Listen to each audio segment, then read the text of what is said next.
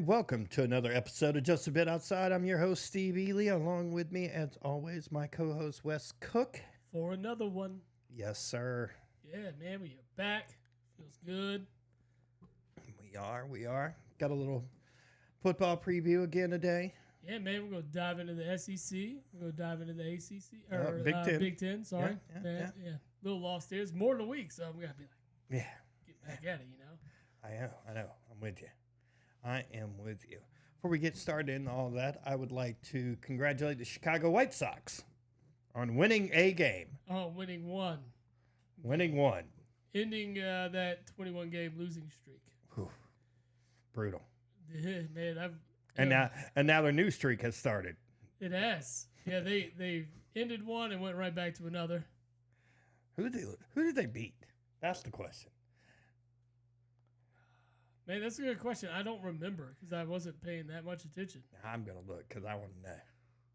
I remember them winning. It's got to be somebody terrible. Well, you watch. They probably beat somebody good. I hope it's the Yankees. I know it's not. I think it might have been the Orioles, if I'm not mistaken. Nope. No? The Athletics. Oh, okay. Well, that makes sense then. It makes a lot of sense. Yeah. They are the third worst team in baseball. But, yeah, they're on a 3-game skid since that W. And the run differential is at minus 251. Ooh, man, they're bad. That is just a bad baseball Just club. bad. Baseball club. I'm sitting here looking at like the streak to where they're at now, and it's like 10-3, 10-2, 6-2, 13-7, 5-1, 3-2, 7-6. I mean, they had probably could have beat the Athletics twice. They almost beat the Cubs. Anybody worth a damn is just pounding them now. Holy shite. Rangers beat them 10-2. Mariners beat them 10-0. Anyway. None of it's been good for them. Coming off a 21-game skid. Yeah. Then you get one, and then you fall right back into a 3-game skid. Speaking of skids, you go into the NL East, and it is bad. It is bad all around. No one doing well. Nobody. Mm-mm. Philly has been awful since the break. The Braves have been bad since the break. The Mets have kind of... We've been okay since the break. Okay. They're on a 3-game skid themselves. Nationals and Marlins are still in the dumpster, as expected. But, yeah, if you look at the last 10 for each team, no team is better than 5-5. The Nationals would be considered the hottest team in the East right now. Yeah, at 5-5. Yes, it is abysmal. And for a team, two teams really with World Series aspirations, I don't really know how to put it into words. It's mind-blowing to see such a different ball club in such a short period of time. Yeah, but you say that, and you're still one of the top 4 teams in baseball. But you're not, because when you're performing at this level, it's awful. I get it. You can't say you're one of the best teams in baseball currently. No. Because currently you're one of the worst teams in baseball. Over the last 10, you definitely are. I get it. And even if it's just the last 10, I'm talking about maybe even the last 20. Well, let's see. Let's look at these fields. They're awful. Ooh, yeah. Ooh, it has been rough for you guys, man. Yeah, when you go look at the scores, or not even the scores, just the results over the last 20 games, you see a lot of L's. There is a lot in there, bro. Mm-hmm. It's really, And the really tough to swallow. And the sad part is it's L's to teams that you're going to have to face in the playoffs. Exactly. Or potentially World Series. No, they're to good baseball teams. Yeah.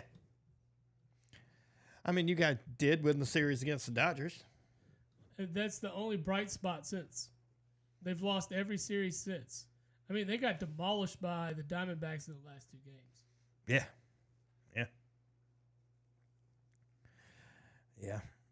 The series with the Yankees was not great. No, you got swept by the Yankees. You lost the series to the Mariners. Lost to the Guardians, lost to the Twins, lost to the Pirates, lost to the Athletics. Ooh. Yeah. All bad. It's just been bad baseball. I mean, the only saving grace is that the Mets and the Braves haven't been doing much better. Yeah. But the Mets are just a half a game out of second. They are.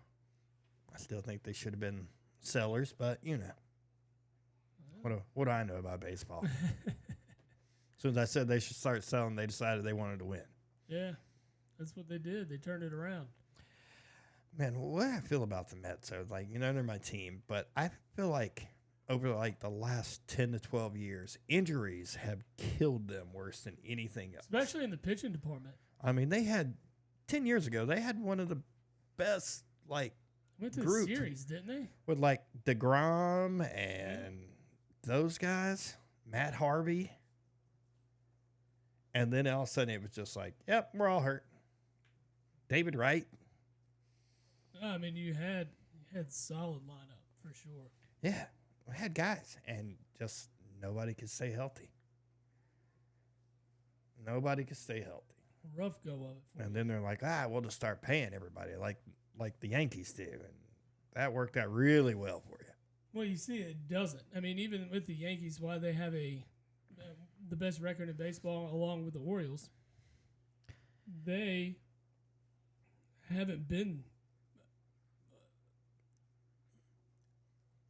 the team that you would expect that spends that kind of money. Yeah. You know what I'm saying?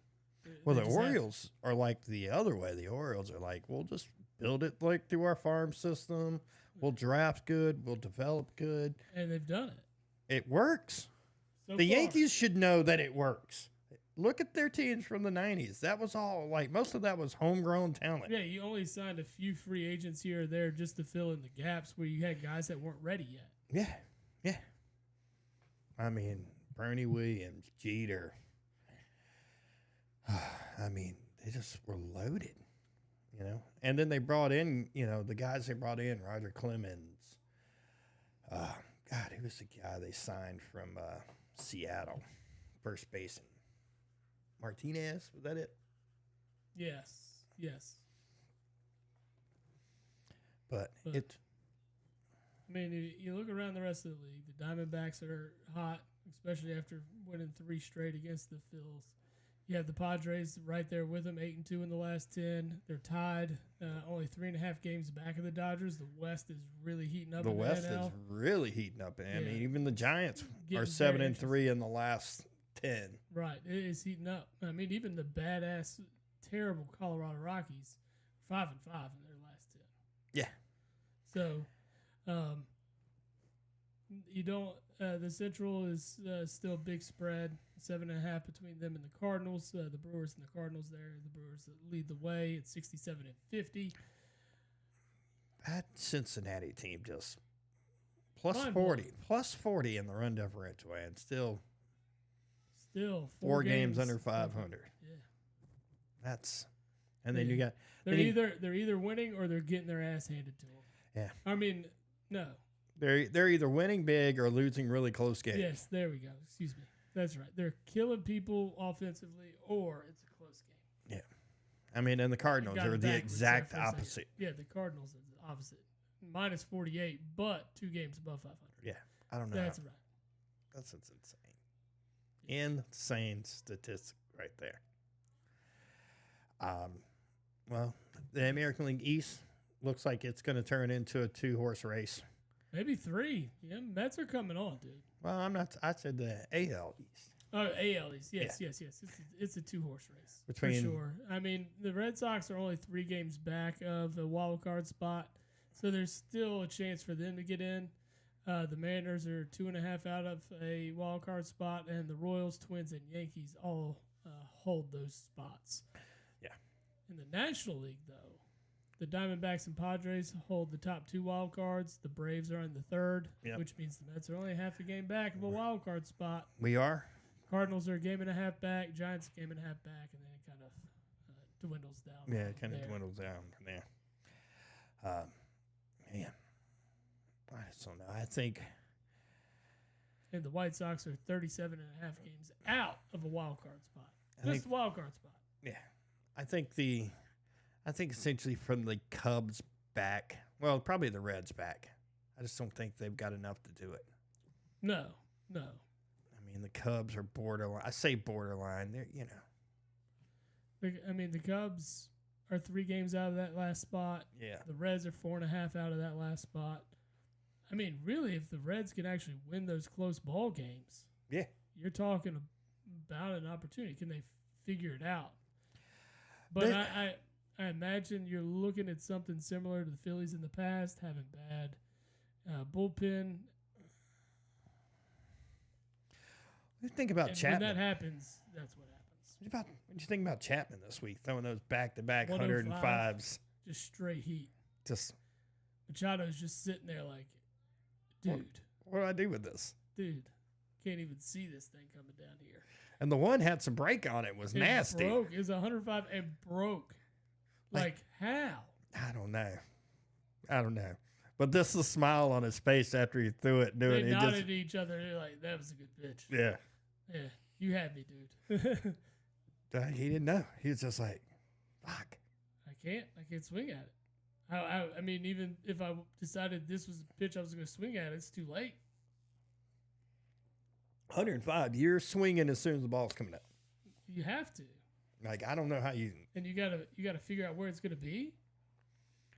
I mean, it was nasty. Man, if he could consistently throw in the hundreds and locate his pitches, because that's what in the later part of Chapman's career has been locating. His location has been a little off. Yeah, He's always had heat. He's always had heat. Yes, even when he was with the Reds, he was exciting to watch because he was throwing over 100.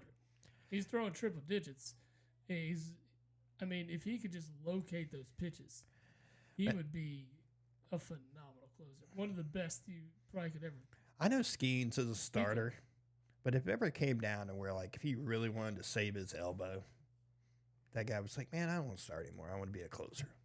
Imagine facing him for like 2 innings. No. I mean, or just 3 outs even. Yeah. Because he's coming in, he's bringing 100-mile-an-hour heat just about every time. Yeah. I mean, you see that with a lot of closers now. Yeah. Not consistently like you see with him.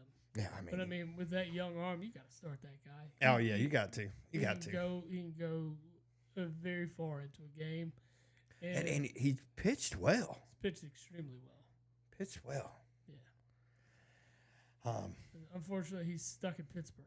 He is stuck in Pittsburgh. I saw a thing Instagram reel today where they were talking about he was going to shut it down due to wanting to save his arm for after he gets traded and so he can make Livy Dunn video appearances. I'm like, that's pretty funny. Pretty funny. Probably not far off from true, though. Can't be. Not when you're in Pittsburgh. Yeah. That's baseball hell. Yeah. Yeah. I mean, legitimate. They haven't been good since Barry Bonds was there.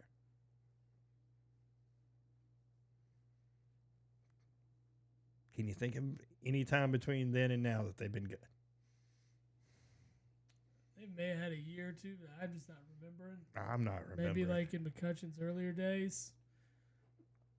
I think they did have a playoff run one year. Mm-hmm. I think they did. But it wasn't a very deep run. Because McCutcheon was good. He's real good. Oh, absolutely.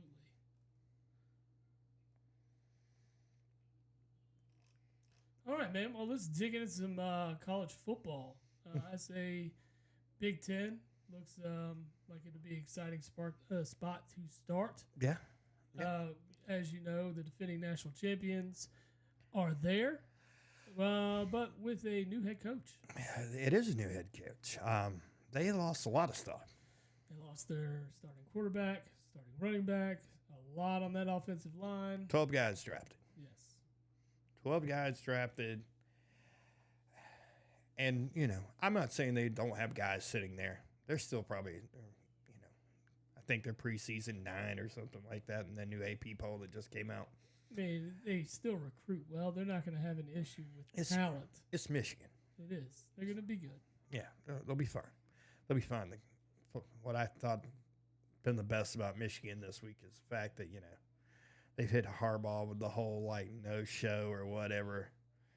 Right? And then they turn around. Then Michigan turns around and makes him the honorary captain for the first game. Perfect. Yeah. I love it. I'm I a do big too. fan. I'm with it.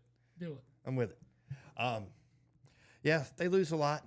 Ohio State still going to be very good. They're going to be loaded. Penn State has a very good team. It really comes down to that quarterback to see if if his maturation level has come up, and see if he's adjusted to the game. I've seen a lot of that stuff, and man, I'm just not I didn't see enough from him last year. I mean, I didn't watch every Penn State game, but the ones I did watch, he looked terrible. It's a freshman. I get it. In Big Ten football. I get it. Playing some of the best. Some of the better defenses in absolutely. college. Yeah. I mean, it's an adjustment for sure. But, oh, my God, dude. But Penn State returned a lot of talent from last year, too. Yeah. So they could be just as good as Michigan or Ohio State, I believe, this year. Then, of course, Iowa should have a revamped offense. They should. They can't be any worse. It can't be worse. Can't be worse. They was awful. I mean, to say the least, it was awful. Man,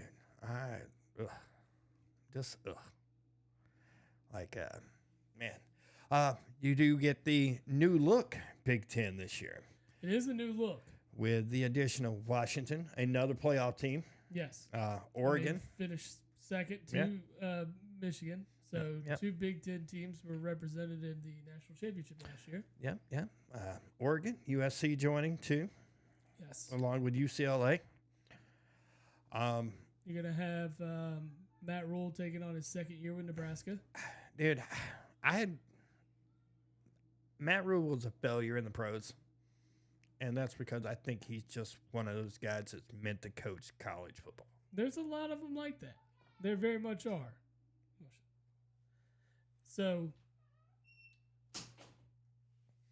I mean, with Rule, if he can really turn Nebraska football around, which has been proven to be a very difficult thing to do. It's a sleeping giant. It is. Because the fan base is thirsty. Yeah.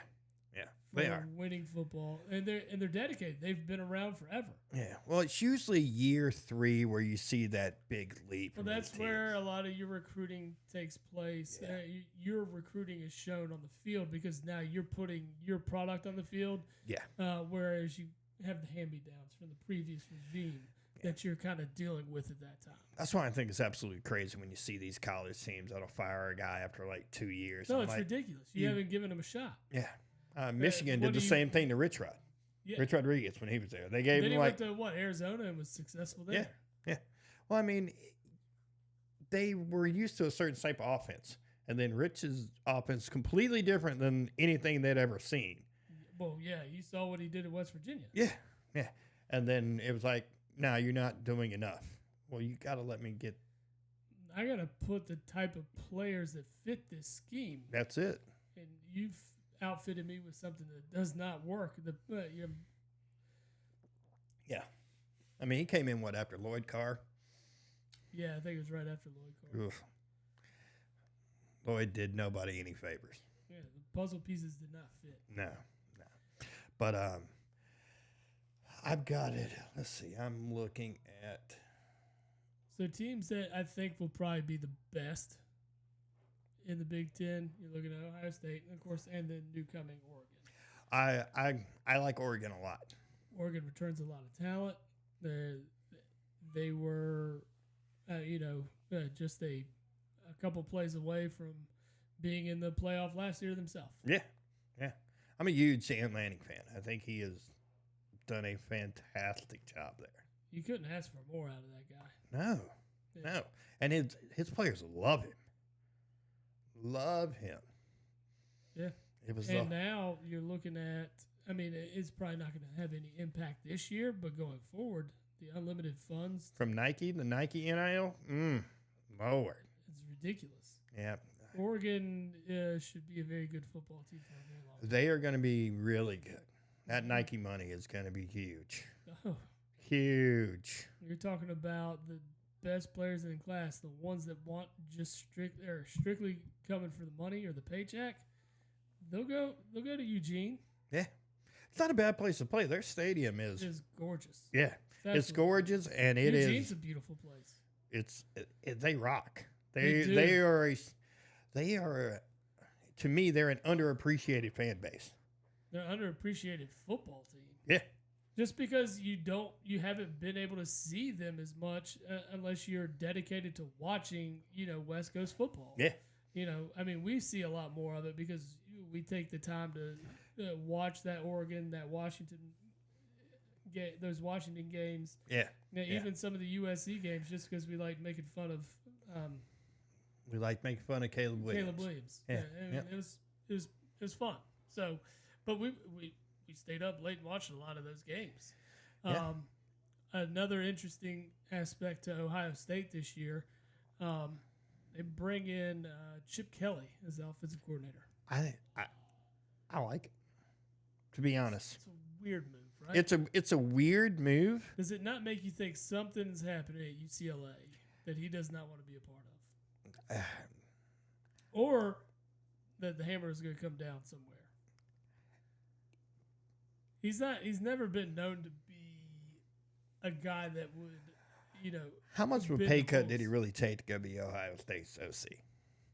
I mean, I know he took one.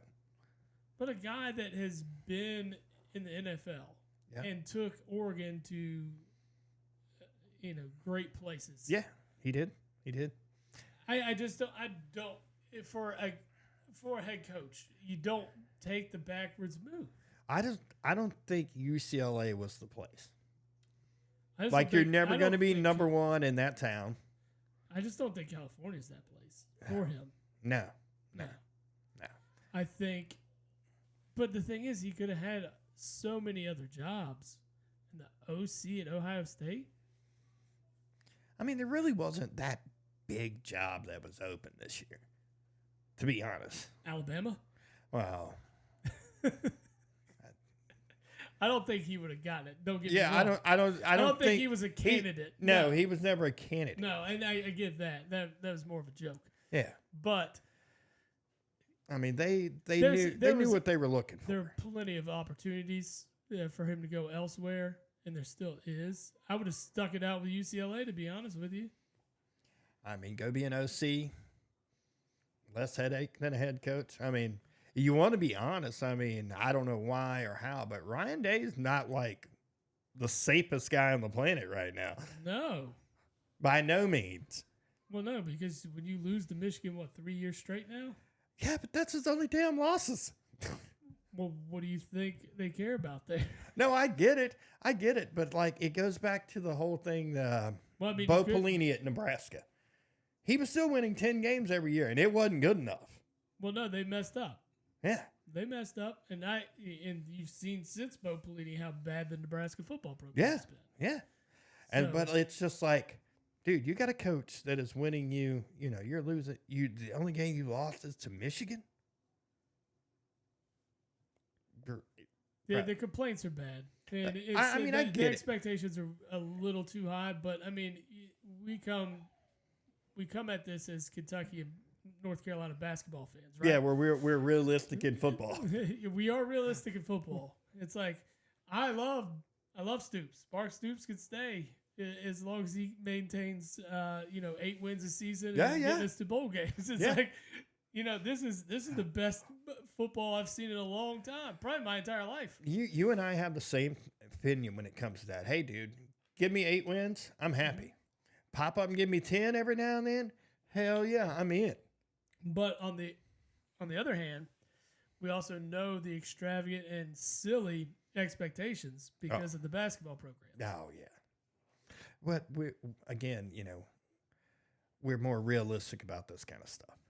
Like I know North Carolina is never going to win a national championship in football. Never. No, you want to be able to sniff it like maybe once every 10 years. At this pace, if we can get a playoff run every few years, every 5-6 years, I'd be completely happy. Make it interesting in game 10, 11, and 12 for me. Yeah. That's what I want. Yeah. I'm with you. Yeah. Just don't make Georgia Tech game 10 for me. But anyway, a lot of new faces in the big as far as talent. Will Howard transferring from Kansas State to Ohio State, going to be their starter. I kind of like that move for them. It's a different kind of look. He's more of a, I say it's a different kind of look, but he kind of fits the bill. He's more of the scrambler type, but he has the ability to pass. You have, excuse me, sorry. No, you're good. Got Dylan Gabriel transferring into Oregon, which transfers in have been great for quarterbacks. I mean, Bo Nix. Right. Man. But if I had to really think of who's going to be probably the most impactful new player in the conference, I'm going with Raiola. You think so? Yeah. I think that is where they're holding, that's their hope. He's going to be a freshman. I don't look at him to light it up by no means. But, year 2, year 3. I mean, year 2 would be Rhule's third year. I could see Nebraska making noise next year. Well, I saw a very interesting take. I mean, that's year 3. It's just what you were talking about. I saw a very interesting take about the Big Ten. Was it Kurt Herbstreit? I think. I sent it to you. I don't know. I don't remember if you watched it, but he was talking about how somebody from ESPN was saying that Rutgers could be a surprise team in the Big Ten. This year? Yeah, because their schedule plays out pretty favorable. And who is it? Greg Schiano there? Wasn't that their coach? Yes, I think he's still the coach there. Yeah. He's had previous... he's had success at smaller teams. Well, at Rutgers even. Yeah. So. I want to think it's their schedule's pretty crazy. Dang it. Let's see. When you talk about some of these other teams, like I said, I mentioned Penn State. You got a new offensive coordinator at Penn State. Of course, we know James Franklin's done a fantastic job. 6 top 12 finishes under him. Yeah. But I need that next step from him. Well, you might get it this year because now we have the expanded playoff. You finish in the top 12, it'll give you opportunity to see Penn State in the playoff. Okay. Here's what I was talking about at Rutgers. They were talking about their schedule. Rutgers plays one top 25 program. How? They play USC. That's it. They don't get Michigan. Don't Ohio get Michigan. State, don't get Ohio State. Don't get Oregon. No USC. They get USC. That's the one. Oh, you did say USC. That's the one. Yeah, no Wisconsin. They do have Wisconsin. But they're not a top. They're not a top 25 team. I figured them or Iowa would probably be up there. Iowa, I think, is preseason ranked 25th or something in the AP poll. But, yeah, that's it. Nebraska. USC's it. They do go on the road to Virginia Tech, which could be difficult. On the road at Nebraska. They play at USC, which I'm sure that'll be a game I will not watch. Kickoff is at 11 p.m. Imagine being a East Coast school playing an 11 o'clock West Coast game. Yeah. Yeah. That's almost an L written. Right there. Yeah. But then their other ats are at Maryland, at Michigan State. So that's an 11 o'clock kickoff. Yeah. Eastern time. Oof. It's still 8 o'clock West Coast time. I know, but with the jet lag and everything. With an East Coast team. That's one of those you almost want to try to figure out how we can travel 2 days early. Yeah. Like a day or two early. Just to get. Yeah. I'd say 2 days early. Because usually these guys go a day early anyway. They're there Friday. Yeah. They stay the night. If it's not a Friday night Pac-12 game. Yeah. Well, I say Pac-12, but it won't be. There are no more of those. There's 2. Well, they won't be doing that late Friday night game, though. They're going to have a Pac-12 championship this year? Yeah. Automatically in. Oregon State, Washington State. Oh, Lord. Both have losing records and play for the Pac-12 championship. I know we didn't really talk about a lot of these other teams because I feel like a lot of these other teams are pretty insignificant. You have interesting teams in Iowa, for instance. Iowa, yeah. Because you want to see if that offense could be something. Because you know the defense is going to be there. It's going to be elite. It's going to be solid. And a good test is going to be early in the season against Ohio State. Yeah. Let's see how good it is. We'll see how good. Well, that was their problem last year. Even their defense was last year. That was the Ohio State game. That's where they got thumped. It was Penn State and Michigan that thumped them last year. Mm-hmm. And they played other good teams, and they got held to nothing. That's what happens. Yeah. I mean, Michigan won, I think, 22-0, and I think Penn State actually beat the wheels off of them. Dropped like 35 on them or something. Which, doesn't sound like a lot in college considering those guys score a lot. They score in bunches. But, yeah, I think once you get past Iowa, USC, I think everybody else, I don't really buy into that whole Rutgers theory. No, I definitely don't. I would have to see some stuff. But I am rooting for Oregon. She's over here at the window, just like. Because it's storming outside, and she's like, yeah, man, I'm not really into this. She's never done it, though. She's never shown any interest in the outside. In that window at all. No. But now, all of a sudden. But she's getting tangled up in my headset. I personally would like to see Oregon win it. Just because I hate saying Ohio State wins anything. Well, the last 7 years have been won by Michigan or Ohio State. Yeah. So it would be nice to see a little bit of parity. And really, this very first year, Oregon has that shot. And if you go by the simulated seasons on NCAA football, oh, God, what is that? 18 times out of 50, they've won a national title. Yeah, what kind of crap is that? That is ridiculous. I thought that was really weird. You send me that right after. I'm like, yeah, I'm going to go play for them. And I'm like, what? That can't be real. Which, I went undefeated. What a natty, so. But, that's a whole nother story. But I'm going to go ahead and transfer out. Kennesaw State, I'm out. See y'all later. Even though we finished 12th this year. Yeah. Go back to losing. Grab some of that Nike money. Grab some of that Nike money. But, yeah, I think I'm going with Oregon. I think Oregon's going to be my pick. Yeah, I think Washington takes a big step back this year. They are going to take a ginormous step back. Yes. Losing their head coach. Losing Penix. I mean, losing a lot of talent, to be honest. A lot of talent that transferred out. Yeah. It's going to be a rough year for Washington. Yes, I think so, especially coming into this stacked Big Ten. I honestly don't know how USC is ranked 23rd. I need to see something. I mean, they've been 7-6, 8-5 for the last few years. They ain't showing me. So what do they need? What do you think?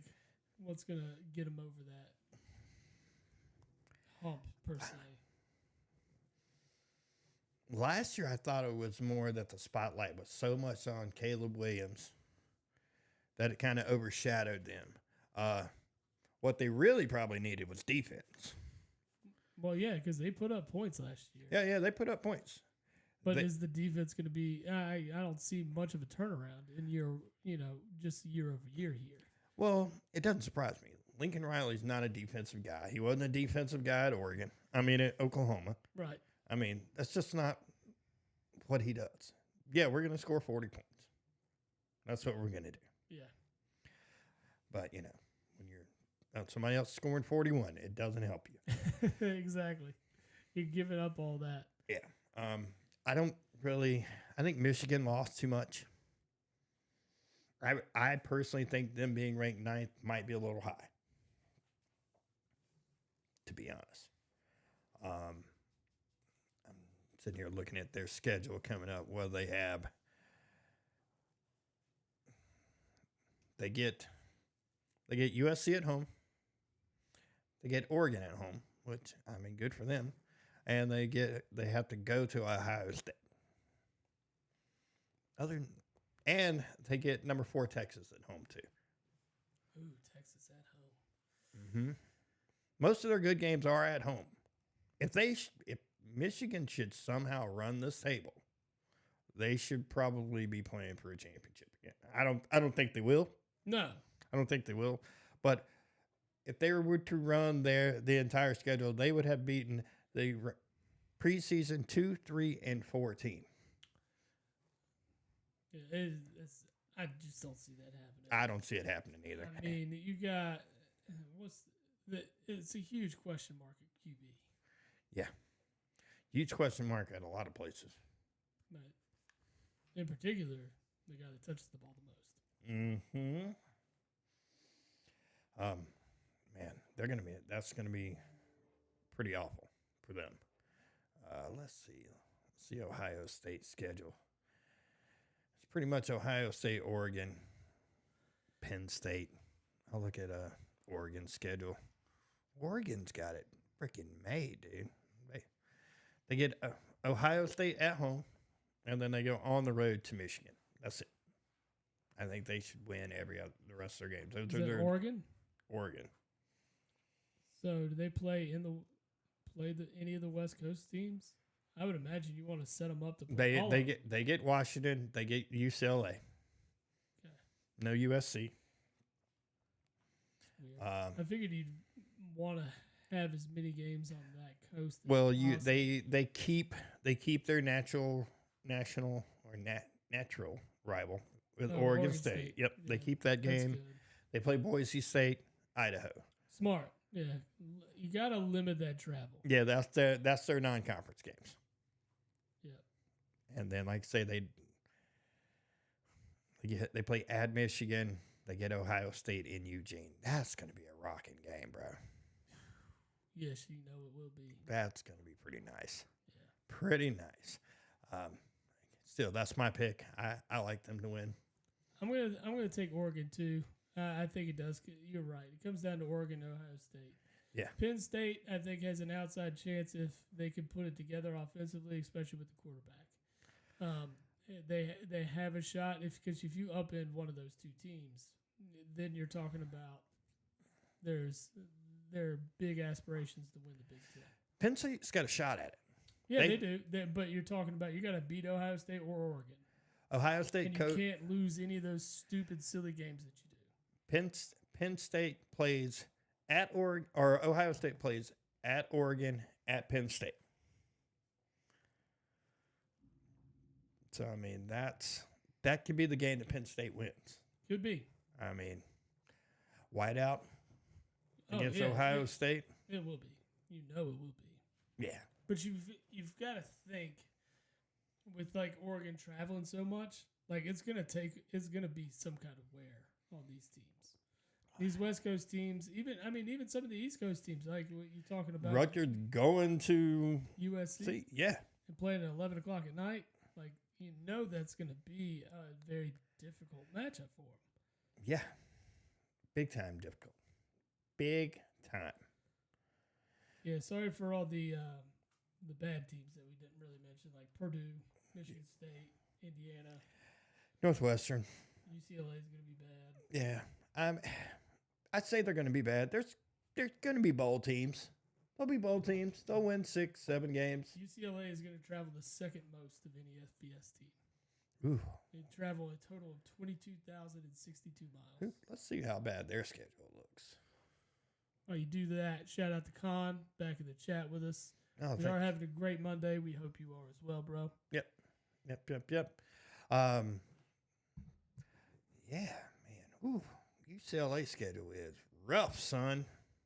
Rough. Let's start out in week 3 with them going to LSU. Yeah.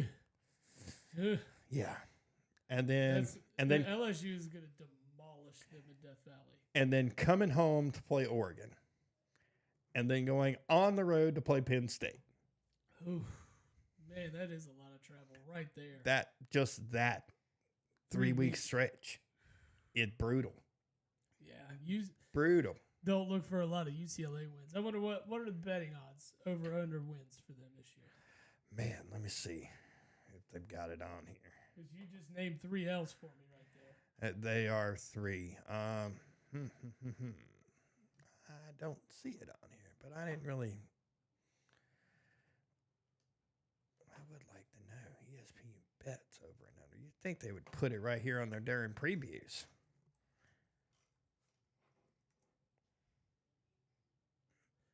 I'm going to say it's probably over under a 5. Because they probably have 4 cakes. Well, here's their schedule. 3 or 4 cakes. Hawaii, Indiana, then that brutal stretch. Indiana's could be a win, but I mean, you're talking about 2 bad Big Ten teams. They still play Minnesota. They go on the road to Rutgers and Nebraska. Okay. They play at home against Iowa. On the road at Washington. At home against USC. And then Fresno State. Like, and honestly, I don't think they beat any of the ranked teams. So that's 5 L's right there. I'm going to say under 5 wins if it is over under 5. I mean, they beat Hawaii. They'll probably. I'm not even going to say they beat Indiana. Indiana's not been a terrible school lately. No, I mean, they're going to be bottom of the pack when you're talking about Big Ten, but so is UCLA. So, yeah, that's going to be rough, buddy. That's going to be rough. Ugh. Yeah, I say you take new coach. Mm-hmm. Probably a lot of new pieces in place. Yeah, under 5. If the over-under is 5, I would love to take that money. I think they could very easily be under 5. Yeah, that's what I'm thinking. I might be giving them a game, too. It could be over under 4. And that's where it gets dicey for me. But under 5, they win 4 games on the year. I like that. 4 and 8. You named 5. Yeah. I mean, they're going 0-3 in the LSU, Oregon, Penn State triple. Absolutely. I mean, that is just rough, son. Yeah. Let's see futures. So we're both going to say take Oregon, huh? Yeah, I'm all in on the Oregon. Okay, I like Oregon too. I think not despite, but as long as there's no significant injuries and the travel doesn't really show itself this year, which it very well may be in the first time that all these schools have to travel to the extent that they do. Let's see if it does shake the landscape up of the Big Ten a little bit. Because, I mean, you're going to see it in the ACC too. Yeah. Yep. As we mentioned last week. Oh, who are we wanting to see? UCLA, right? Yeah, UCLA. UCLA. Dive in on that over-under real fast for me. 5.5. 5.5. Take the under. Boom. That means they can win 5. 5.5 at -180. Let's go. Ooh, I'd rather jump on the Michigan State or Northwestern under 4.5. I take both of them under. They're Northwestern's even.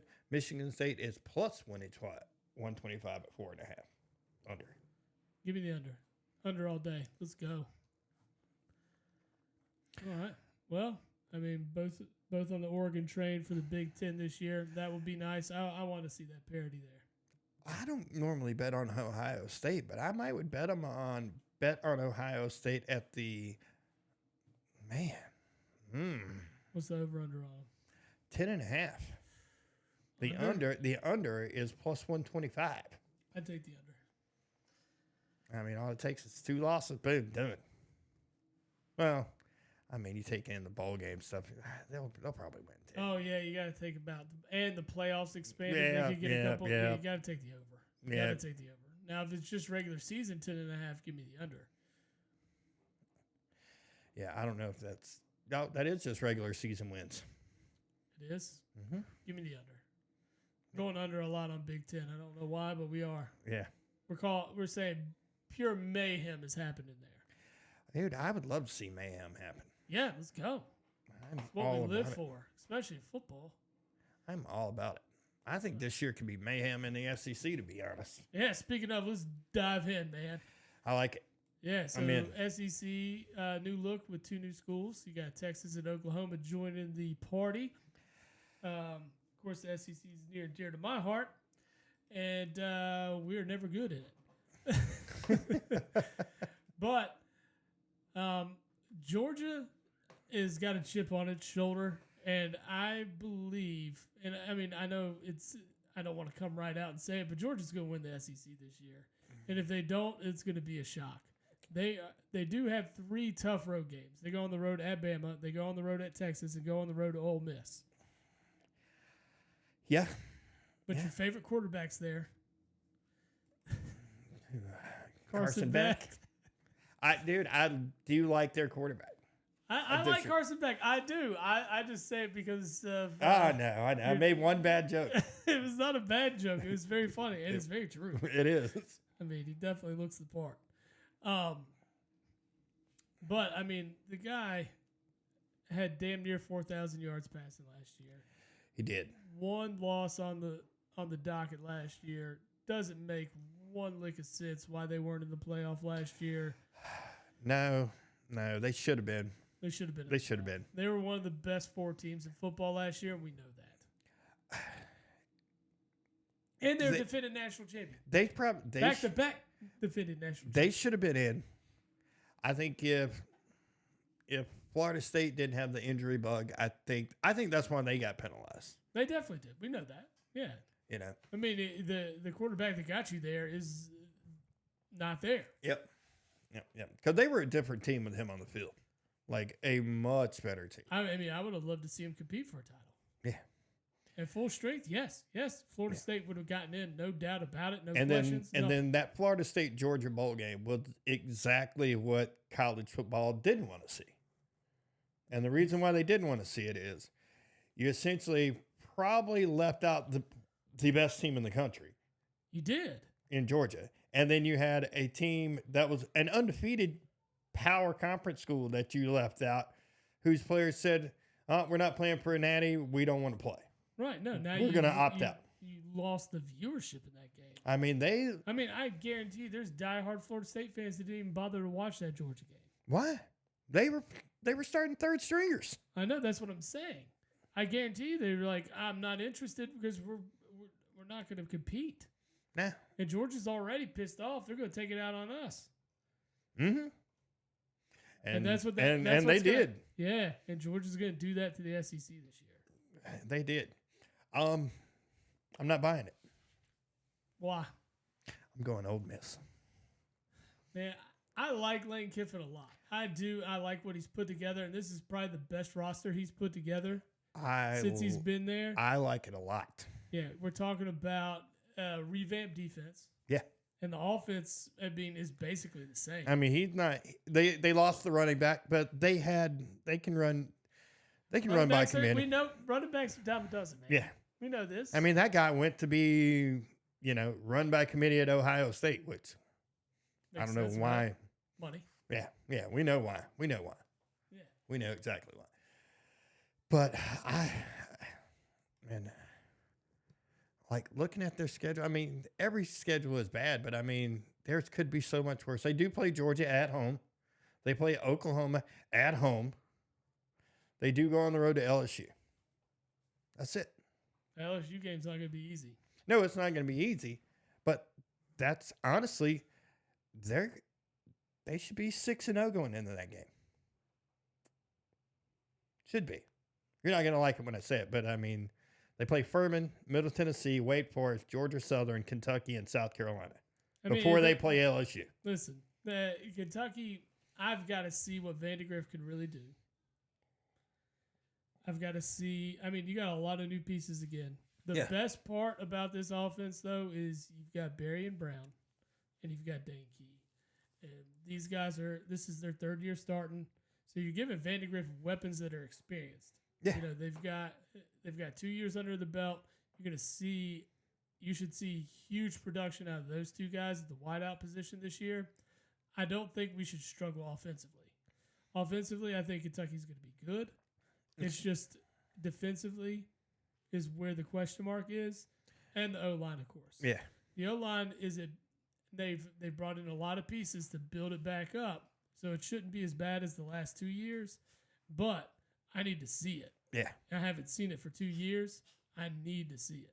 Yeah, and I'm not, and you know, going off topic of where we were, but like South Carolina's not. I don't think they got any better. I think South Carolina's a 4-win team, 5-win team at best. South Carolina's gonna be bad. Yeah. Yeah, we talked about like some of these schedules in the SEC that are just ridiculous. Oh yeah, we'll dig in on Ridiculous. Florida. Florida and Oklahoma got.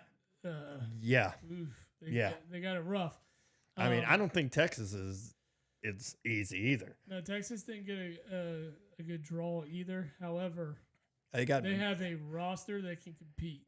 They got better than a lot of the other teams. They're the ranked opponents they get at Michigan, which I think Texas should win that game. Early on, I mean, it makes sense.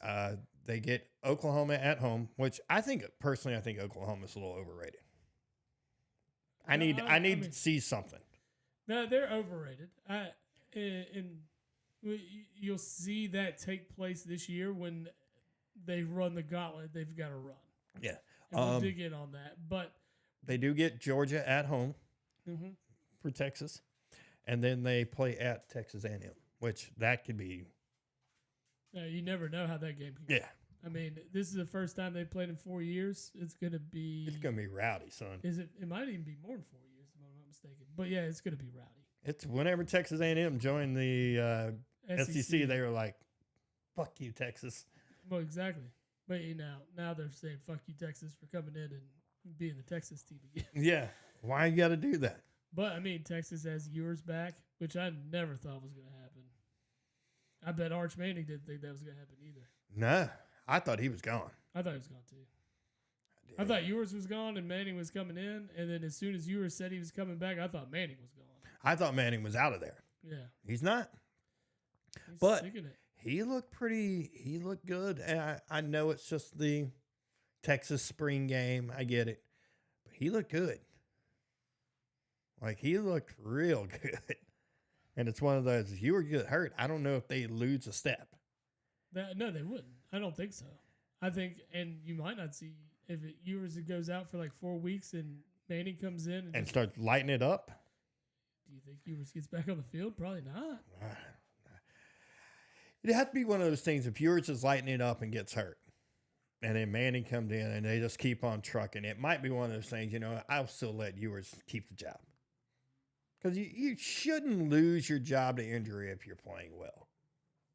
If you're playing well, you shouldn't. Like you're paying okay and you're still winning and you get hurt, and then the next guy comes in and starts lighting it up. I could see losing your job. But you're going to. You have to, because why kill any momentum that you got? Know, when things are clicking, you don't. It's like if it ain't broke, don't fix it.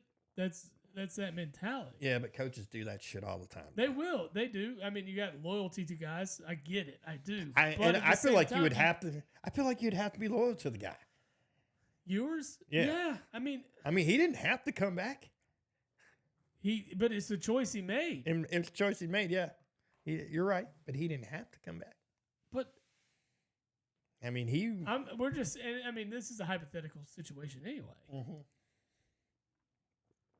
But yeah, I just like picking oddball teams from the SEC. You know that. I haven't picked Alabama. Yeah. I've never picked Georgia. I picked LSU last year. Yeah. And I absolutely hate Brian Kelly as a coach, but I was like, man, he's probably got the best quarterback in the conference. I get it. I mean, it wasn't a bad pick. It just didn't pan out. I mean, they lost an early game to Clemson, and I was like, ooh, you guys talk too much shit. Mm-hmm. Was it Clemson that whooped them up? It was Clemson. I think was it Clemson early, or they beat? Or was it? No, it was Florida State early. State. Yeah, it was Florida State. Yeah, Florida State that just beat the hell out of them. Smashed them, and they were we were all like, "Whoa." That's when we were like, Florida State's good. I mean, granted, it was week 1, and they were preseason ranked up there, but it was like, damn, they just beat the shit out of LSU like that. Can I change my ACC pick from Clemson now? But yeah, no, I just wanted something different. I just feel like maybe I'm that guy that just wants change. And it's Georgia and Alabama all the fucking time. It's going to be Georgia. And it's going to be Georgia and Alabama. And like Texas right now. Yeah. Because I don't think. Look at Bama. Bama brought in a playoff contending coach. Yeah. Are they going to fall off recruiting wise? They kept a lot of assistants. Jalen Milroe's back. Yeah. That's a big piece to keep in place. Yeah. Now it's not going to be easy. They go on the road to Wisconsin. They go on the road to Tennessee. They go on the road to LSU. On the road to Oklahoma. Ooh. And they get Georgia, of course, this year. That's Bama's schedule? Ooh, that's ugly. Yeah, it doesn't look great. They get Missouri at home. Missouri was great last year. They're not a soft team too. They're preseason ranked 11th. They should be. As you saw how they finished last year, absolutely. Yeah. I watched the turnaround game for Missouri. They beat the hell out of Kentucky, and you're like, wow. The only game they looked really bad in was the Georgia game. Mm-hmm. That was it. But it wasn't that they looked bad. It was Georgia just flat out outclassed them. Mm-hmm. Is what it was. Yeah. Missouri's not bad. Tennessee is right there. I don't know what their schedule looks like, but it probably ain't. It probably ain't pretty either. I get NC State, who is preseason ranked 24th. NC State, we've already talked about. It's going to be good this year. Oklahoma 16. They at Oklahoma, at home versus Bama, at Georgia. That's Tennessee's schedule. It's not a terrible schedule. Not for what it could be. For not what it could be. Yeah, but look at Ole Miss, like your pick. You got a third-year starter in Dart. Yep. I like Dart a lot. He's so frat boy though. He really is. Yeah. I know. With a name like Jackson with an X, it's like, come on, dude. Yeah, Jackson. He definitely is. You know his best friend is Connor. Or Chad. Chaz.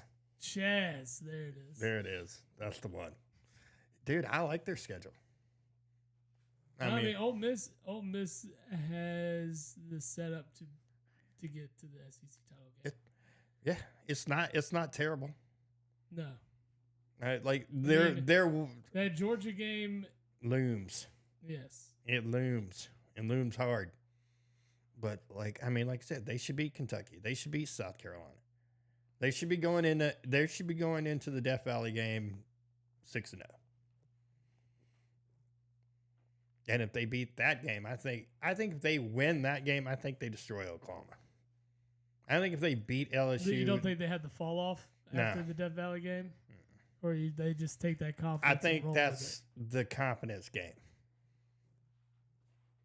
Because at that point, you get everybody else at home. No, you're right. There's set up solid. Missouri, on the other hand, it's going to be a little bit more difficult for them, I think, this year. They go on the road to Bama. Oof. And Texas A&M. Oof. They got Auburn at home and Oklahoma at home. They are fortunate enough not to draw Georgia or Texas or Tennessee or Ole Miss. Yeah. So, no, that benefits them a whole lot. It benefits them a lot. Yeah. But at Bama, it's going to be an ass whooping. I don't think, I know Bama, they're preseason ranked 5. Yeah, they're not going to fall off that much. I don't really think they are. DeBoer's offense is a little different than what Alabama is used to. A little bit. Just a little bit. But, Lane kind of changed their offensive scheme a little bit too, coming in. That's when they started throwing the ball a little more. Yeah, no, they're. When you got all that talent on the outside, I don't know why they weren't throwing the ball more anyway. Should have. Yeah. It's just weird that they were in those particular players were there. Well, it's helped them. They started getting these higher ranked quarterbacks. Like they got Tua, they got Bryce Young. Yes. Milrose was a pretty good recruited guy, highly talented. Before they weren't getting those guys, and I never understood that. And it's like, well, because the big guys don't want to go there because all they do is turn around and hand the ball off. 40 times a game. You're talking about the most formidable running backs to meet the league. Oh, year God, after dude. year after year. Yeah. I mean, And you had one bust in Trent Richardson. Yeah. And he wasn't a bust while he first was 2 at years? Alabama. No, he wasn't. But he also wasn't a bust his first couple years in the league. But yeah, I mean, I'm just saying these guys consistently turn into all pros. Yeah. I mean, even the guys that are just borderline guys were still fantastic. I mean, look at TJ Yeldon. Yeah. I mean, he was a beast in college. But yeah, Missouri's schedule not that bad. Who else? Texas A&M. Let's take a look at them. They're preseason ranked. See what they draw. They faced Notre Dame week 1. Yeah, that's We'll all be Aggies that week. We will be Aggies that week. We will. Dude, their schedule. They play at Notre Dame, which I wonder if that's a neutral site game. Very well could be, being it's August 31. They get. Who are we looking at? Oh, A&M.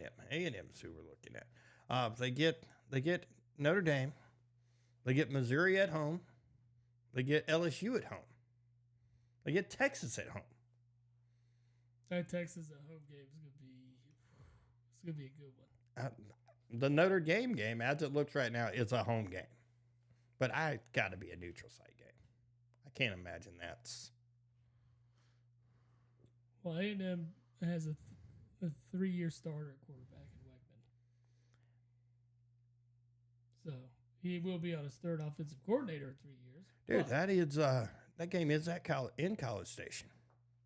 Yeah. So all their ranked games are at home. I mean, it's very beneficial. Very, very beneficial. They miss out on Georgia, miss out on Alabama.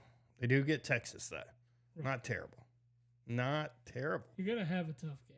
You're going to have a couple tough games playing in the SEC. Oh, yeah, but all their tough games are at home. All the ones that should be tough. Anyway. Yeah, so let's dive into Oklahoma and their road schedule. Yeah. And not to mention what they have to do. And this isn't even the worst schedule of the league. No, I don't think it is. I think... No, we'll talk about them. But we're good there. Oklahoma goes on the road at Auburn, Ole Miss, Missouri, and LSU. Yep. They do get Tennessee and Alabama at home. Ooh. And then, of course, you have the Red River rivalry against Texas. With Texas at home. Mm-hmm. Ooh. Well, it's not necessarily. 1, 2, I mean, it's going to be. I mean, I would be shocked to see 6 ranked games and you're getting 3 at home, 3 on the road. Ugh. I mean, honestly, they could all be L's too. They probably will be. Yeah. They might be Tennessee. Might be. Auburn, maybe. Maybe. I mean, You can mark up that Maine as a win. But yeah, that schedule is brutal, sir. Brutal. And that's not even the most brutal one. I don't know how their preseason ranked 16 with that schedule. I mean, you can rank them high to start off with, but I mean, look at the gauntlet we're talking about. Auburn, Ole Miss, Missouri, LSU, Tennessee, Alabama, Texas. That's 7 games. Yeah. Ooh. I could see them go 0-7 in that span. I very could. Very well could. Your best case scenario, though, really, 4-3, if you're as lucky. advertised. But the thing is, you got to recover in a week's time after these particular matchups. That's a tough thing to do as a football team. Dude, yeah. I mean, I think best case scenario might even be 3-4.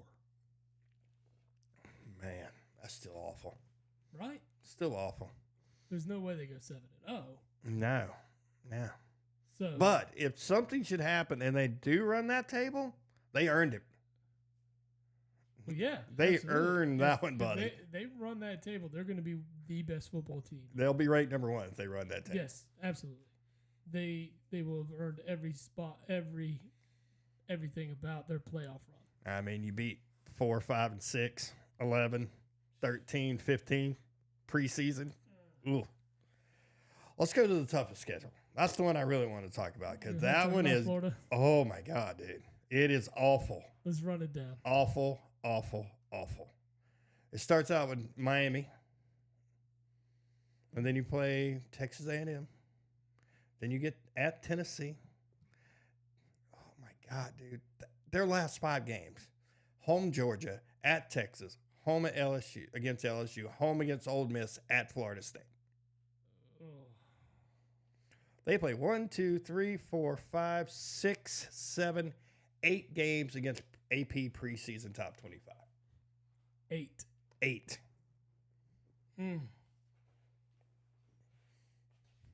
Damn. That schedule is brutal. Yeah. And it's not like, oh, well, we get this team at home or we get that. Bro, you getting it on the road and at home. Yeah, you're going to struggle no matter what. And I think Miami is better than the 19th team in the country. I think Miami could be that team that takes a leap forward. As they should. We talked about it last week. Miami should be in the mix for an ACC. They should be in the mix for an ACC title and a playoff spot. Sure. But, man, that schedule, holy smokes. Yeah, that's... somebody in the scheduling making department said, who are we fucking this year? And they said Florida. Yeah. Someone pissed off the scheduling department from Florida. Someone in Gainesville did something. Somebody pissed off somebody in Gainesville. Somebody fucked somebody's wife or something, and they were real pissed. They play 6 ranked opponents in their last 7 games. Their only ranked, non-ranked opponent in that game, in that stretch, is Kentucky, which could be an L2. Florida has not had the best of luck against Kentucky here recently. No, they haven't. No, they haven't. You know what is important to know? Over under Florida wins this year. Oh, that I do want to know because I know this is going to be ugly. Yeah, while you do that, I'm going to grab some beers. All right, I'm looking. I'm pulling it up right now. I just had it there a minute ago, and somehow I closed that window out. But, that is going to be awful. It's got to be 3, right? 3 sounds about right. 3 regular season wins? All right, let's see what we got. Florida, regular season wins. Over and under 4.5. Ooh. 4.5 for Florida. Their over and under is exactly the same as Arkansas's. Okay, so their over under is 4.5. 4.5. So if their over under is 4.5, tell me where their 4 wins are coming from. 5 wins, excuse me. Where are their 5 wins coming from? Well, you told me there's 8 L's on the schedule. Well, I think they lose. I think they lose to Miami. Yeah. I think they very much lose to Texas A&M. Yeah. I think they lose to all the ranked teams. Well, no, I'm right there with you. I don't think they're best case scenario, they're still one of them. Best case scenario, which they might. So if you look at that, I mean, they should beat Samford. They should beat UCF. Who knows? Mississippi State beat them? Mississippi State's always that team that gets a couple wins they shouldn't get every year. Well, Mississippi State's over and under is 4.5 too. So Arkansas, Florida, Mississippi State, all over and under 4.5. South Carolina, over under 5.5. Kentucky, 6.5. I like the 6.5 number. I want to see this. I want to take the over for Kentucky just because I'm a fan. I know that's not going to happen this year. Take your 6 wins. Be happy. Yeah, we're gonna. But yeah, Kentucky's predicted to finish 10th. It is not pretty. Yeah, that Florida schedule is brutal. I want to look at a schedule just because I want to see it, just because I want to see how really bad it is too. I just wanted to look at Vandy's schedule. I just wanted to see if they got it any worse than Florida, and they didn't. No, Vandy's predicted, of course, to finish dead last again. As they should. Yeah, I mean, it's what do you expect? I might take their over and under 2.5, though. I might take the over 2.5. Well, they get 3 cupcakes they can schedule. Do they got Alcorn State, Georgia State, and Ball State. I'll take them. Yeah, and it's 2.5. We're gonna put together a fucking parlay. The over 2.5 is minus 220, so it ain't that great. Doesn't matter when you throw it in the parlay, man. We're just adding to the odds, baby. Dude, this stupid parlay. We're just gonna do a giant, just ridiculous. We should throw a $5 parlay on all the over-unders for every conference. $5 on every conference. On every team in every conference? Yeah. Like, that's the parlay. It's like the SEC parlay. The ACC parlay. Oh, one parlay for each one parlay. Yeah. I mean, it's not a bad look. It might hit. Yeah, one team's gonna fuck us. One is always gonna fuck us. We already know that. I say we find the best odds, like not odds per se, but the ones we believe the most in the over-unders, and go with them. Like, go through and be like, why is this one so, and then be like, yeah, that one's going to be one we're going to dig in on. I kind of like the Missouri over under 9.5 at plus 135. LSU's plus 135. 9.5. Bama's plus 105 at 9.5. Interesting. But yeah, no, I've been wanting to talk about that Florida schedule for a while, bro. That is one of the worst. Ugh. I don't know if there's a tougher schedule in football. There's not. Like, I'm pretty sure they have the hardest schedule. I mean, there's not going to be one. The only other one that's going to come close to is Oklahoma. Right? Yeah, I am looking it up. Toughest schedules in 2024.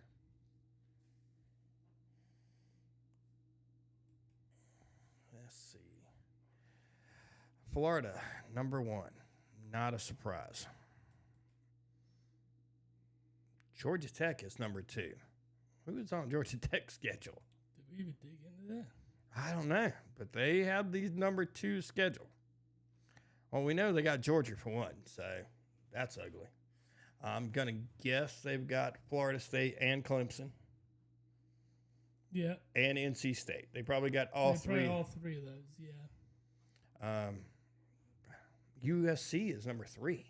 What's their schedule? Is brutal, too. It was. There's UCLA, number 4. Deshaun Foster is their coach. Weird. That guy was fantastic in college, though. He was a beast. Vandy's schedule, number 5. Purdue is number 6. Ooh, I guess their schedule got pretty rough. Yeah, they're predicted to finish last in the Big Ten. Yeah, their win total's 4.5. Georgia's schedule is 7th. Yeah, Georgia does have a rough one, but they probably have the most complete roster in football, college football this year. They do. I think, like I said, and Georgia's playing with a chip on their shoulder this year. They're going to come out balling. Houston's schedule, according to this I'm looking at, is number 8. Bama is 9. Michigan is 10. All right, so you're taking Ole Miss. Yeah, I'm going to take Ole Miss. They're projected to finish 4th. I'm pretty solid with Ole Miss. I'm taking Georgia, and I think Georgia runs away with it this year. They're going to have a couple of games where it's close, and you're going to be like, all right, they're competitive. I mean, they play Alabama this year. So that one's going to be competitive. Dude, that's going to be They play that in Athens, right? Yeah, that one's in Georgia, I think. Man, we're sitting here talking about schedules. Like, I just happen to look at Arkansas' schedule. Their schedule's not pretty either.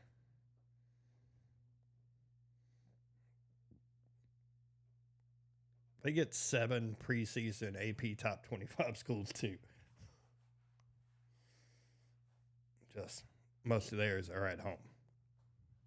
They only play at Missouri and at Oklahoma State. They get everybody else at home. So that's probably not terrible. So with the schedule Florida has, do you think Napier's on the hot seat? Florida? Yeah. They've been abysmal the last 2 years. Dude, with that schedule, Do you put him on the hot seat or you say, man, he's... I think he's on the hot seat. Even with that schedule. But And here's the what thing. sucks about it, though, is because this guy... A successful season for them this year, 6-6. Yeah, absolutely. With that schedule, With that schedule, 6-6. I'm with you. that means you pulled some upsets. You did pull some upset, but you expect more of Florida. Like, you expect more. But this year's not that year. It's not. Your expectations are already kind of low, right? Yeah, but And then you see the schedule, it's like, oh, shit. it ain't. None of these schedules the SEC schedules aren't going to get any easier. All right. Like, who's the easiest SEC schedule? Who has the easy schedule? Probably Ole Miss. Right? It ain't South Carolina. Ugh.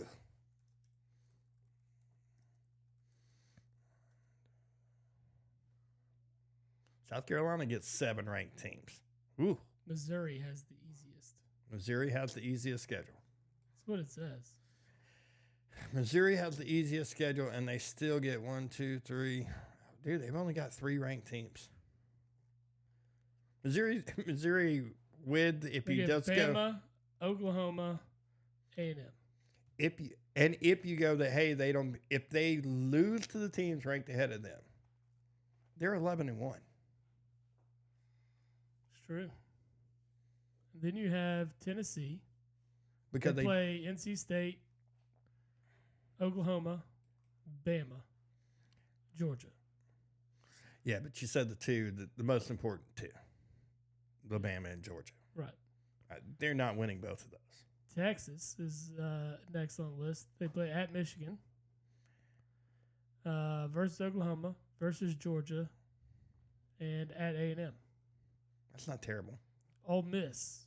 Okay, so they are 13th. Yeah, but they're still playing. They 1, got Georgia. 2, 3.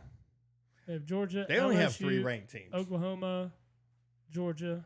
Yeah, so they like we said, Ole Miss is set up to do well. Ole Miss beats everybody ranked below them. They're 11-1. Auburn's fortunate.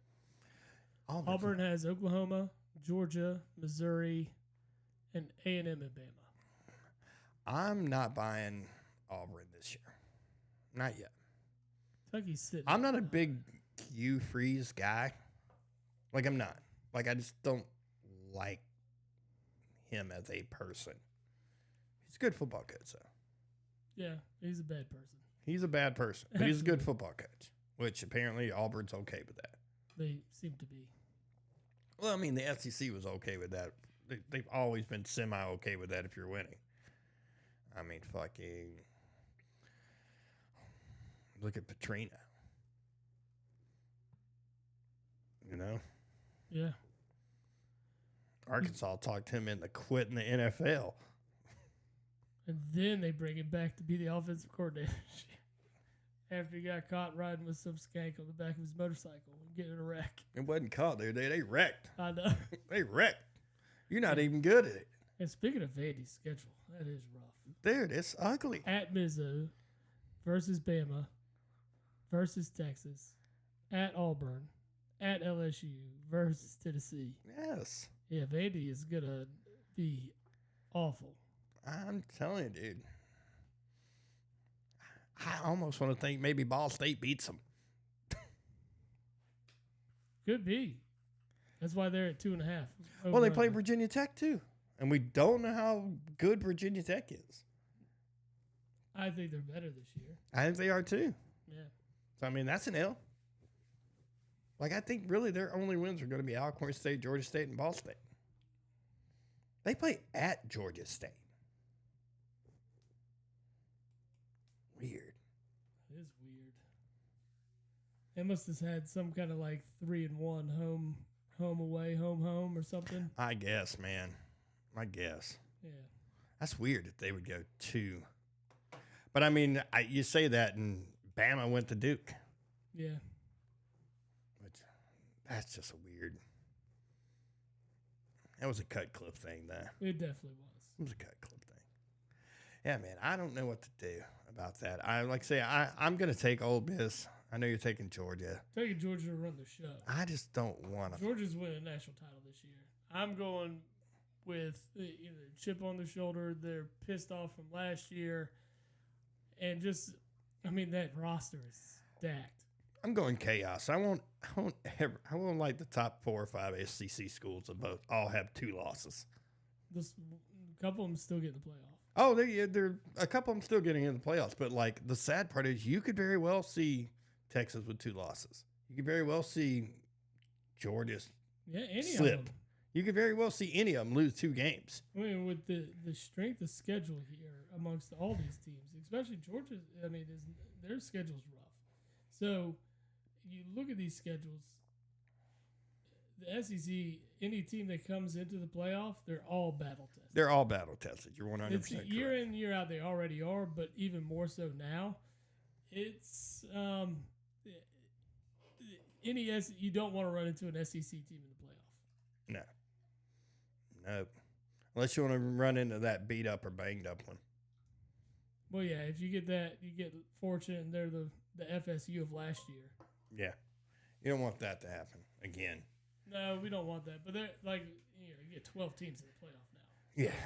Yeah. I mean, we're a year behind. We should have had it last year. Should have had 12 teams. Yeah, because the last year was the proving point of why we needed 12. Yeah. I mean, you pretty much screwed 5 and 6 last year. Yeah. So who did we say? Just as a recap, I'm taking Georgia. You're taking Ole Miss. Yep. In the Big Ten, you're taking Oregon. I'm taking Oregon. Yep. The ACC, I took State. I believe I took Florida State. I can't remember. Yes, I think you took Florida State. Yep. And then in the Big 12. Who did I take in the Big 12? I want to say we both took Utah. Yeah. Yes, we did. Yes. Yeah. Yes, we did, I think.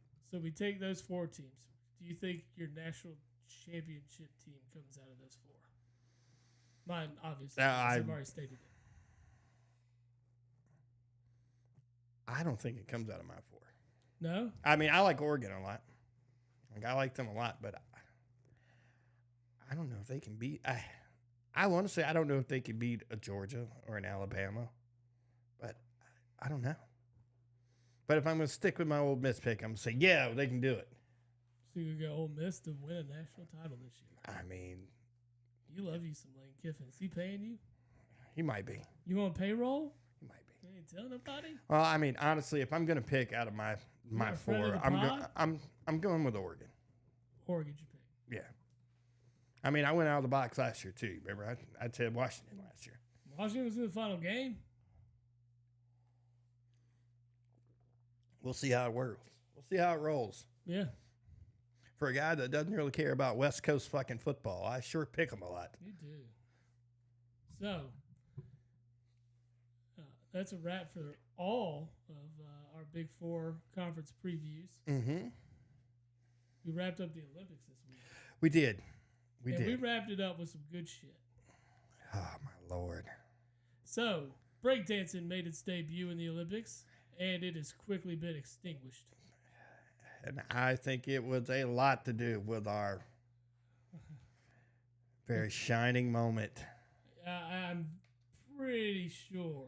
And I'm telling you, it's my favorite Olympic moment. Yeah, let's. We're gonna have to play it. Like, oh. I mean, honestly though.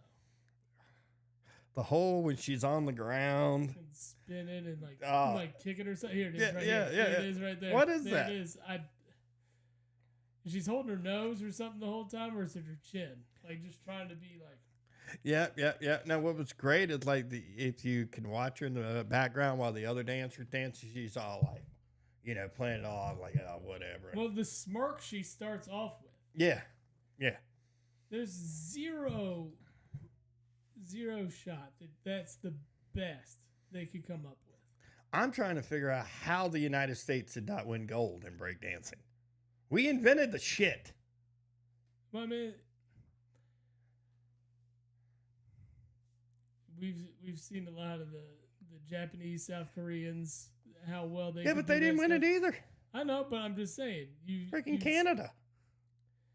They're close. I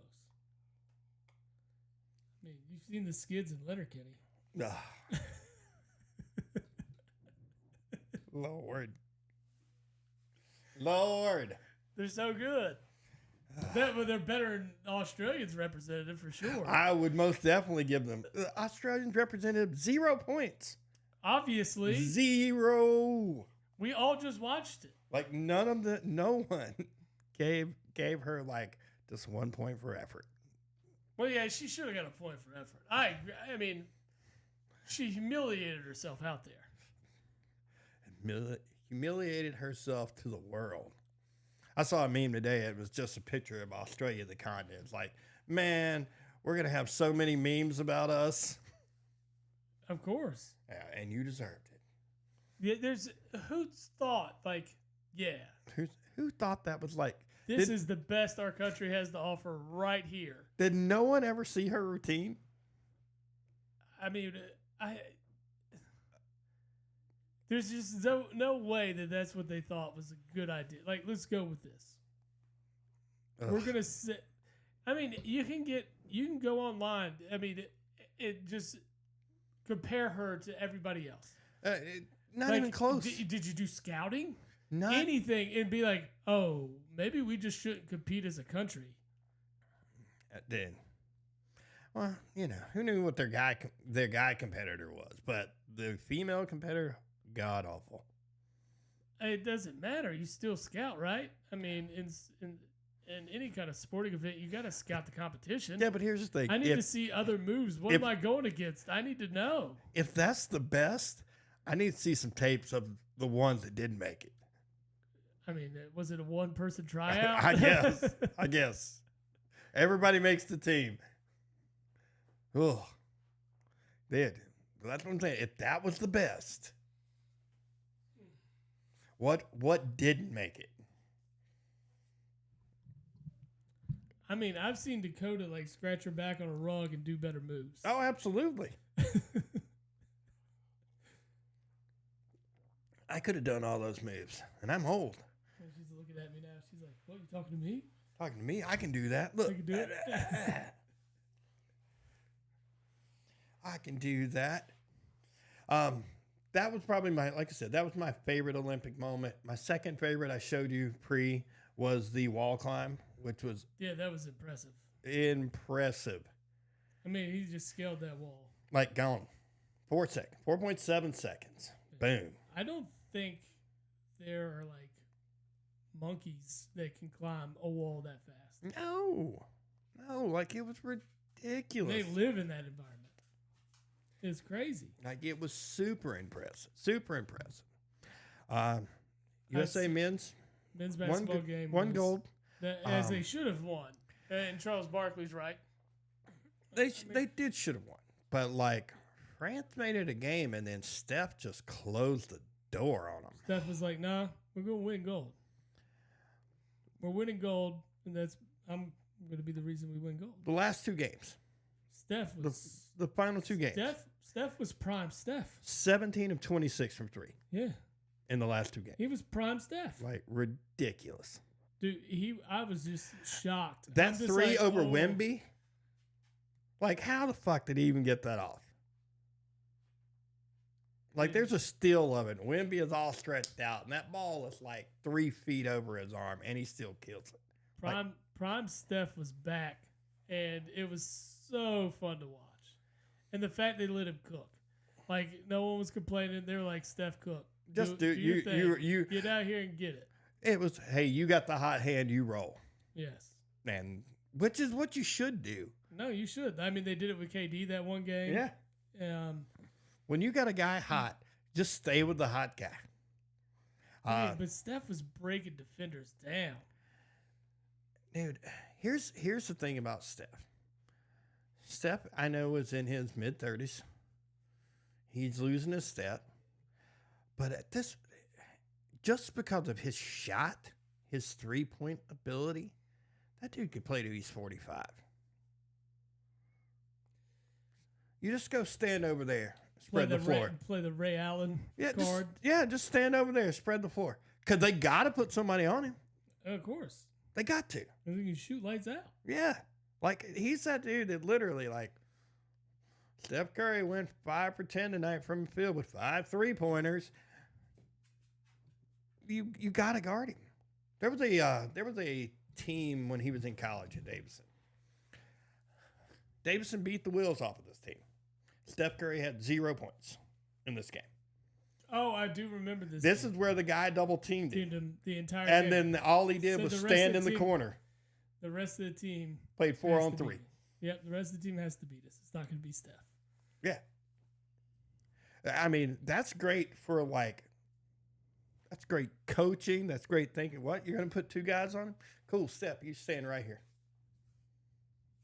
Well, no, I mean, the adapting to what they're doing is, I mean, an easy thing to do. I mean, common sense right there.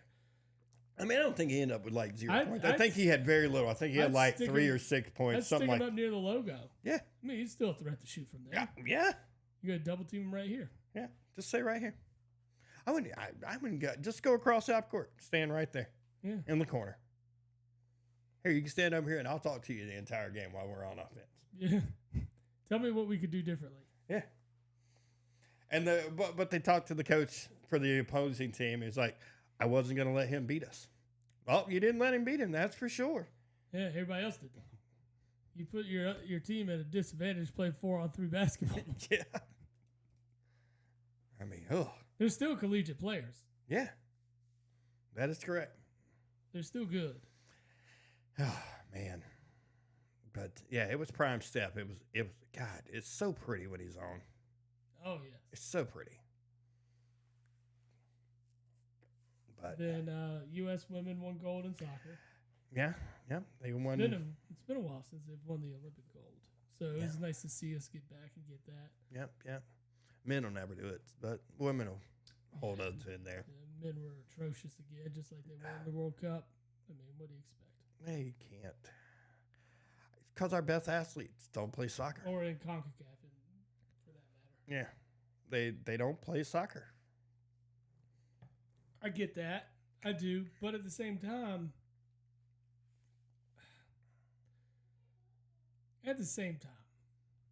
we still have amazing athletes. Yeah. And we keep putting the wrong coaches in that spot. Mm-hmm.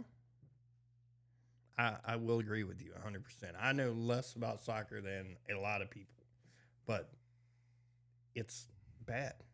Yeah, it's bad. The it's formations are bad. The strategy's bad.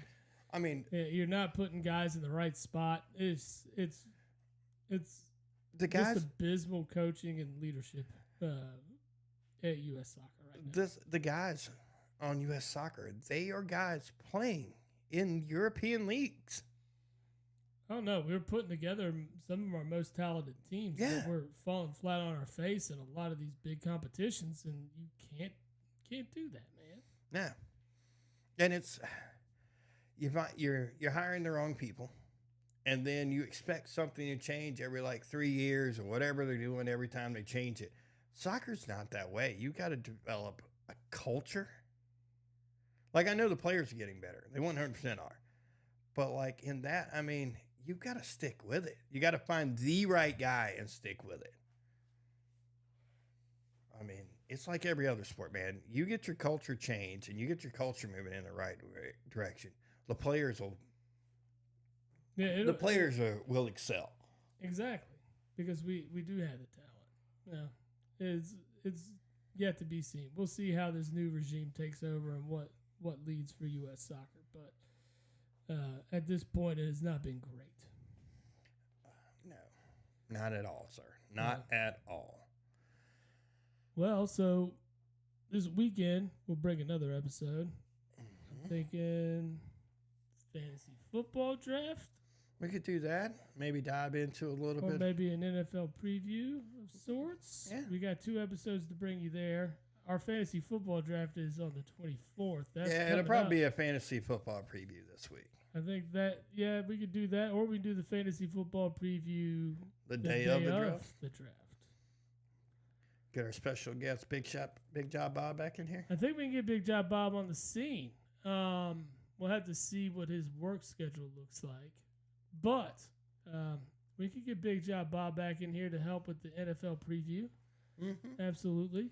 He'd be good with that. So we'll see what his schedule looks like, and when we can bring in Big Job Bob, we'll run that. Next week we'll be at a separate location for the episode,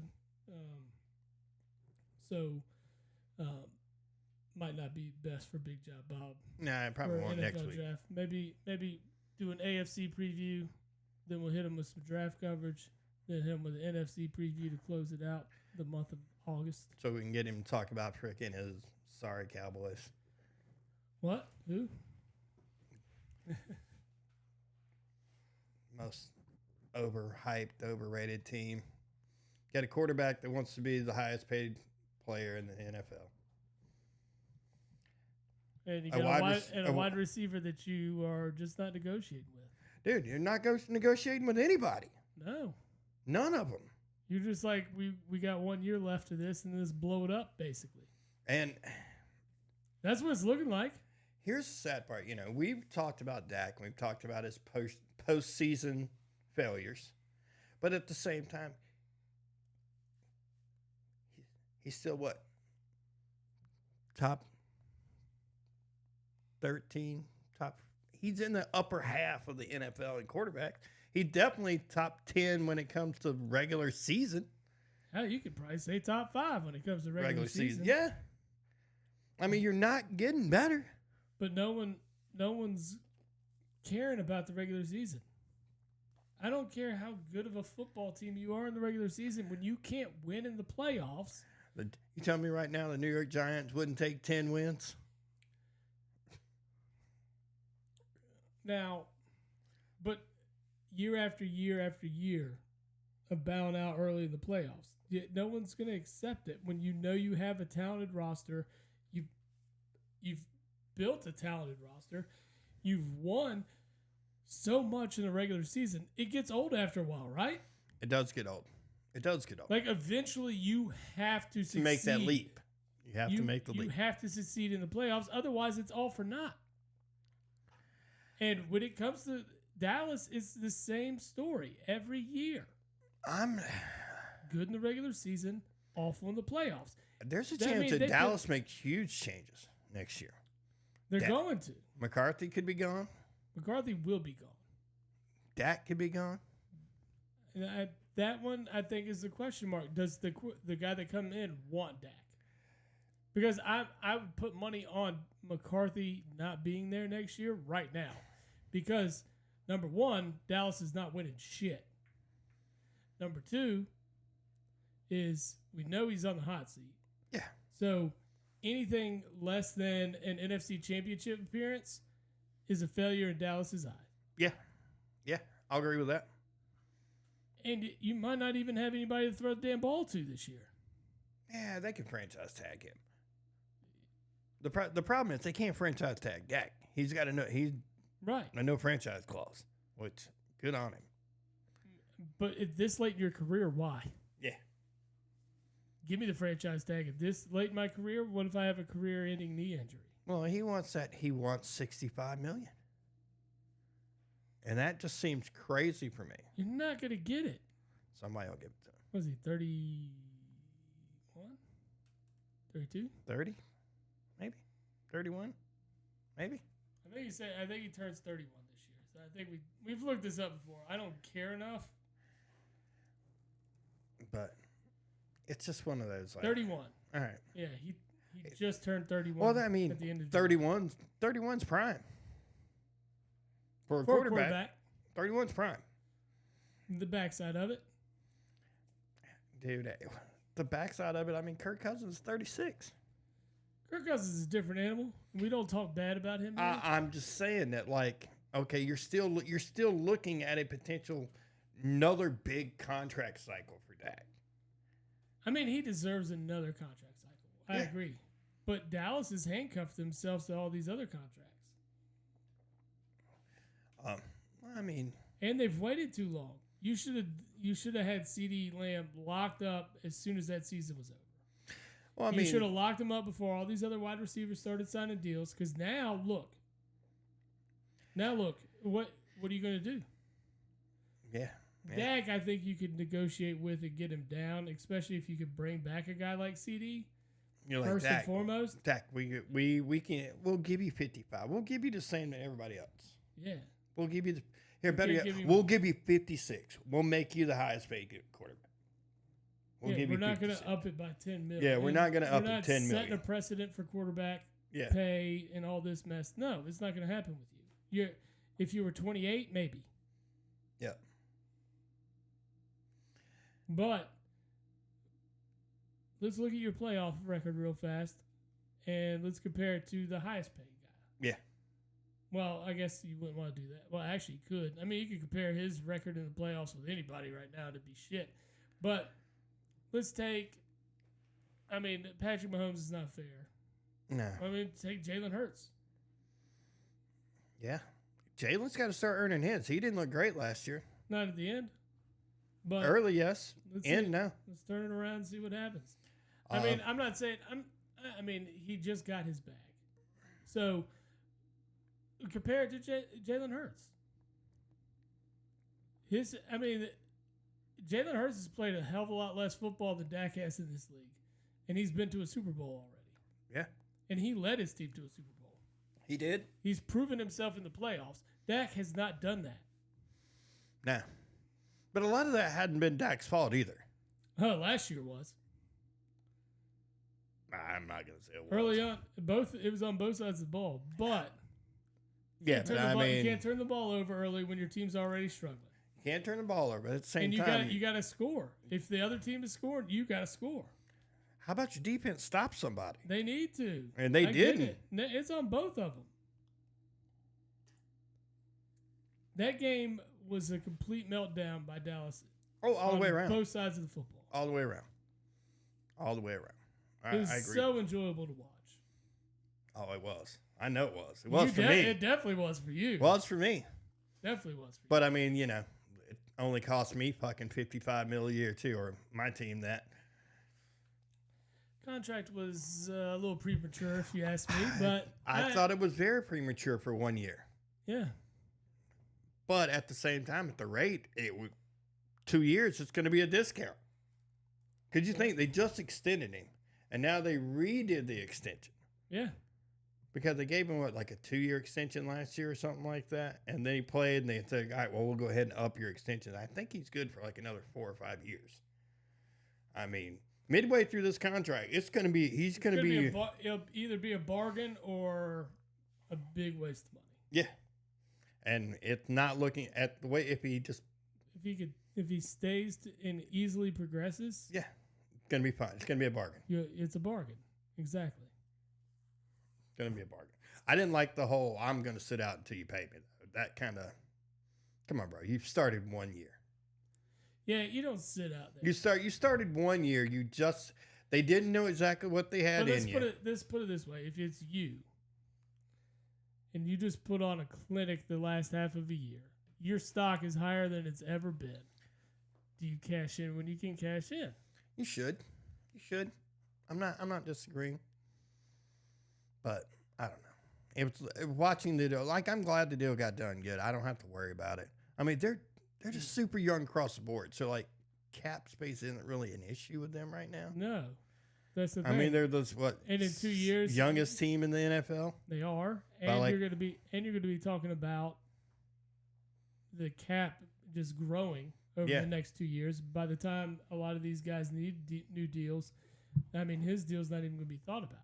Yeah. What's the next round of quarterback deals? I mean, Dak's the next one. I mean, Dak has to be the next one. If it's not, then what? I mean, because Trevor Lawrence just locked up his deal. Trevor got his.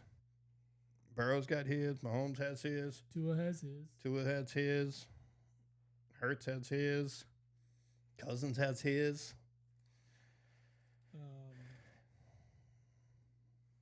Stafford's okay for the moment. Stafford probably has a year left. Baker got his. Baker got paid. Yeah. Josh Allen's paid. Yeah. Lamar's paid. Lamar's paid. Yeah, so I mean, Goff's paid. Goff's paid. So what is it? Is Dak? It's Dak. I mean, nobody. Then everybody else would be these rookies that are coming up. It's rookies and Stroud in 3 years. Yeah. I mean, I'm looking at like these other starters. I mean, Oakland doesn't know what they have. They don't have that worry at quarterback. There's nothing to worry about. Carr's not going to get paid in New Orleans. Seattle doesn't have to worry about that. Oh, Kyler Murray's got paid. Yeah, his contract's good. Yeah, I mean, Seattle locked up their deal. I mean, it's. Yeah, but I mean, he ain't $55 million. No, but I mean, still a big deal. Man, I don't even know if he's going to start all this year. It's a big question mark for sure. like I said, I like Sam Howell. I liked him last year in Washington. I think, they got a steal with him there. And he had a lot of turnovers at the end of the year. But when you're playing behind the worst offensive line in football, I mean, like legit. It was. The worst offensive line in football. I mean, fucking the Giants' offensive line wasn't as bad, and the Giants were horrible too. Well, I mean, they're both going to be horrible again this year. Yeah. I mean, Jane Daniels he's going to be running for his life. Yeah. Anyway, about ready to wrap this thing up. Yeah, I guess that is about that time. We've run long today. But we do love to run long when we talk about football and when we talk about our conference previews and stuff. So yeah, I know. That's where we're at. We're gonna keep digging in. We got baseball and Olympics in. We did well. We did well today, sir. Yes, we did. All right, man. Well, next week it'll probably be an AFC preview. We'll dig in on some NFL, get you ready. Maybe throw a little bit of fantasy football your way. Then we'll try to see what Big Job Bob's got going on and bring him in some fantasy advice for you all. Yeah. We're drafting slightly earlier than normal this year. Schedule worked out better for the live draft as we've had for the last 7 years, I think. It's been a good time. It's been great. It's been awesome. I look forward. It's like Christmas every year. It is. It's one of my favorite days of the year. It's, I mean, we get to hang out with our buddies. Yeah. And especially now that we all aren't in like the same. You don't have 12 hungover technicians at one time. Yeah. Well, we're not all in the same job circle anymore. Most of us have moved on to other things. Well, it is nice to get together and still keep that group of guys. I like it. All right, man. Well, until next week, or this weekend coming up, because this is a Monday edition. Just a bit outside. Yep. Make sure to follow us on all the socials. That's Instagram, Facebook, Twitter. Yeah. Check us out on YouTube after the show. Hey, man, it's X. It ain't Twitter. My bad. Get it right. Whatever. People know it's Twitter. It's always Twitter. I don't know why you're going to change your name. Stupid. Elon Musk. Oh, well. And then as you are watching live here on Twitch, you can catch us next week. It'll probably be a late Saturday, early Sunday edition of the Jabbo Pod. We'll catch you then. Yes, sir. All right, man. Till next week. Yep.